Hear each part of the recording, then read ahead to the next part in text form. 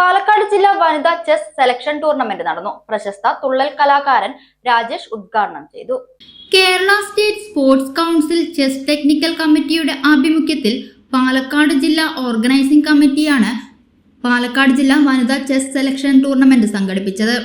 Lakkidi Sreesankara oriental higher secondary സ്കൂളിൽ പ്രശസ്ത തുള്ളൽ കലാകാരൻ രാജേഷ് ഉദ്ഘാടനം ചെയ്തു.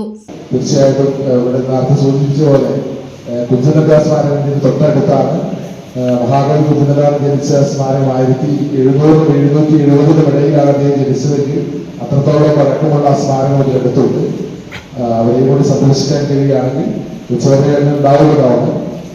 അവിടെയും കൂടി സന്ദർശിക്കാൻ കഴിയുകയാണെങ്കിൽ അതുകൂടി അതിനുകൂടി സമയം ചെലവഴിക്കാൻ കഴിയുകയാണെങ്കിൽ നന്നായിരിക്കും എന്നുകൂടി പറയുകയാണ്. എന്തായാലും എല്ലാവർക്കും ഒരിക്കൽ കൂടി വിജയാശംസകൾ നേർന്നുകൊണ്ട് ഞാൻ ഈ ടൂർണമെന്റ് ഉദ്ഘാടനം ചെയ്ത് അറിയിച്ചുകൊണ്ട് നിർത്തുന്നു. Kerala state chess technical committee അംഗം പ്രീത അധ്യക്ഷത വഹിച്ചു.